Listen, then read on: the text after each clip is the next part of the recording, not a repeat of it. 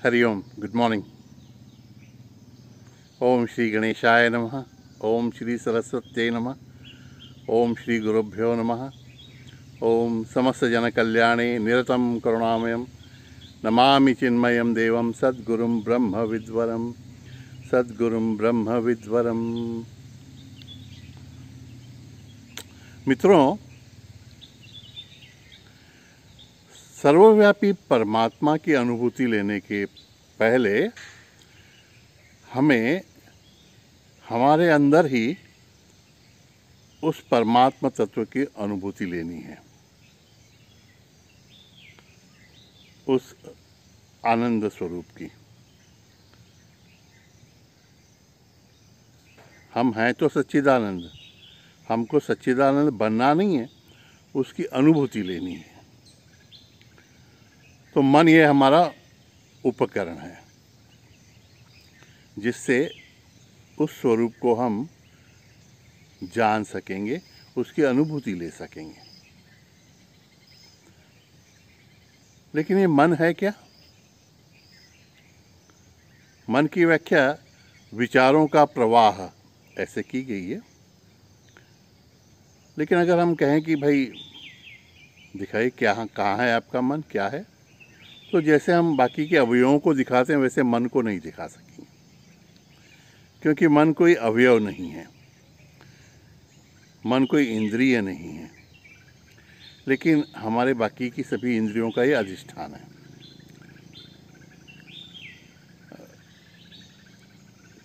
हमको लगता है कि हम कान से सुनते हैं, लेकिन अभी ये टॉक आप सुन तो रहे हैं, लेकिन आपका ध्यान नहीं रहेगा, आपका मन इस ओर नहीं रहेगा, तो सिर्फ शब्द कान तक पहुंचेंगे, बोध कुछ नहीं होगा।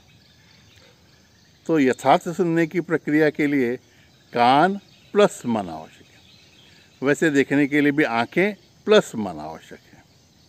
समझ रहे हैं आप?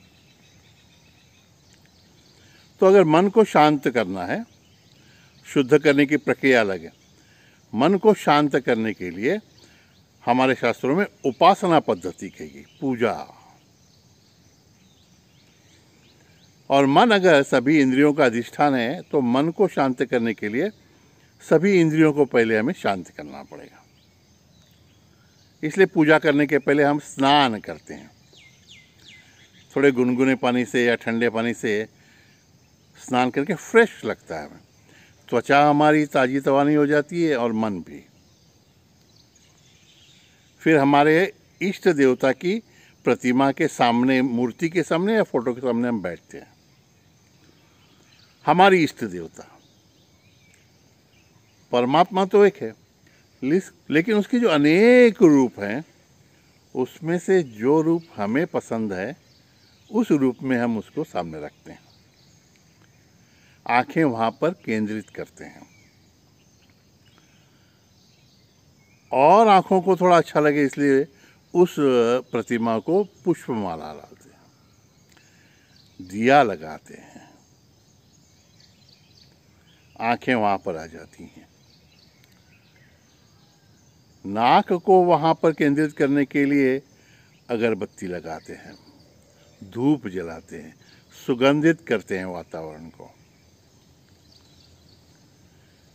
कानों को एकाग्र करने के लिए हम भगवान की स्तुति गाते हैं। उन शब्दों को सुनते हुए कान वहां पे आ जाते हैं। जिह्वा से हम जप करते हैं। इस प्रकार से सभी इंद्रियां जब एक ही काम में उस इष्ट देवता के चरणों के पास एकाग्र हो जाती हैं, इंद्रियों का कार्य वहां पर जब एकत्रित होने लगता है, तब मन भी पूरा वहां पर एकाग्र हो जाता है। मन जब शांत हो जाता है, तब हमें एक आंतरिक सुख की अनुभूति आती है।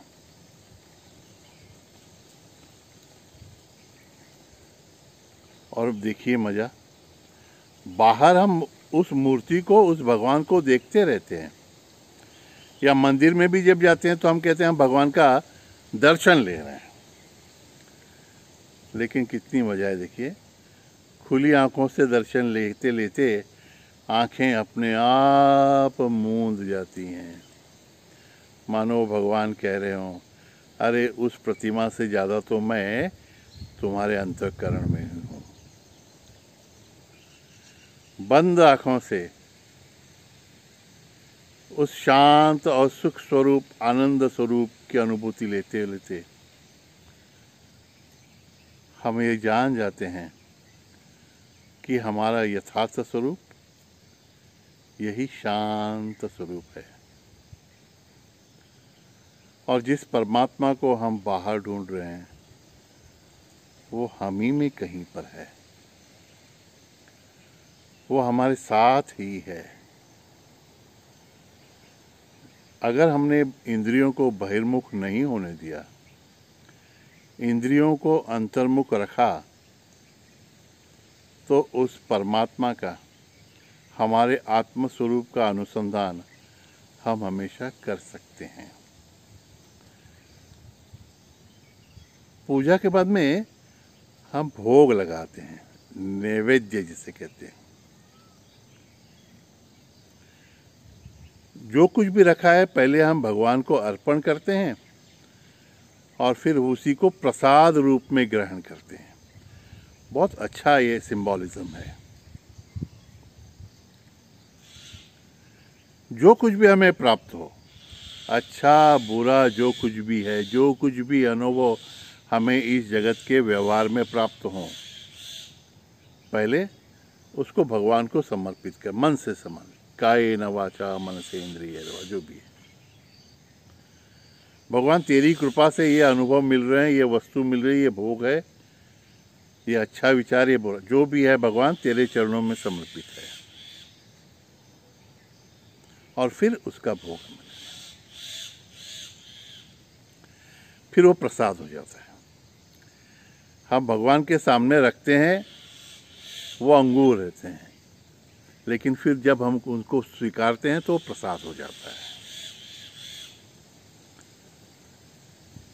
इस प्रकार से सभी अनुभवों को भगवान का प्रसाद समझकर हम ग्रहण करें तो आने वाले सभी अनुभव हमें भगवान की ओर ही देखने के लिए प्रेरित करेंगे। यही अध्यात्म है, हर अनुभव में उसकी उपस्थिति को जानना। धीरे धीरे हम जान जाते हैं कि वही परमात्मा सभी रूपों में, सभी अनुभवों में कार्य कर रहा है। सुबह पूजा के समय आधा घंटे ऐसे शांति का अनुभव करते, उस शांत मन से उस परमात्मा की अनुभूति लेकर जब हम उठते हैं और बाहर व्यवहार करने लगते हैं तो ध्यान में रखते हैं कि मेरा ही भगवान इन सभी रूपों में मेरे सामने आने वाला है।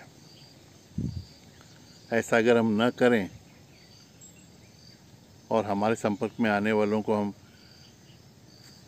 फंसाने की, चीट करने की प्रक्रिया करते रहें तो हम किसको बुद्धू बना रहे हैं?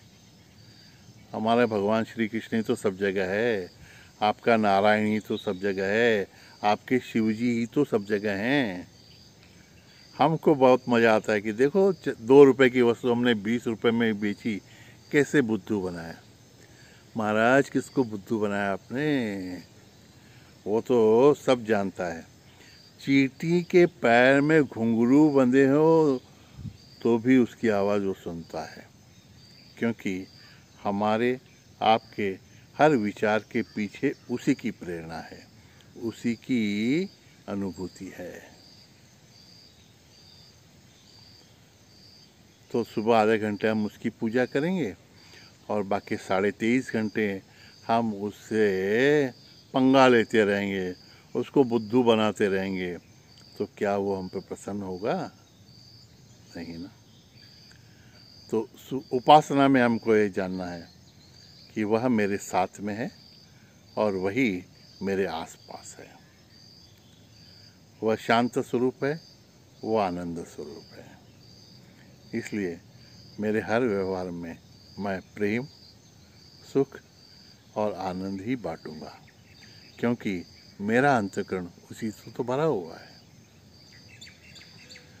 कुछ दिनों की ऐसी अनुभूति आती रहे, शांत मन से हम व्यवहार करते रहें तो इस अनुभूति को और व्यापक कर सकते हैं। लेकिन हमेशा ही मन एकाग्र नहीं हो पाता, क्योंकि हमारा 23.5 घंटों का जो व्यवहार है वो स्वार्थ में रहता है।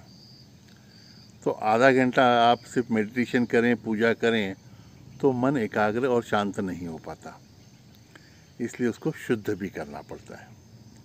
मन को शुद्ध करने के लिए क्या करना है ये देखेंगे अगले टॉक में। तब तक के लिए राधे राधे।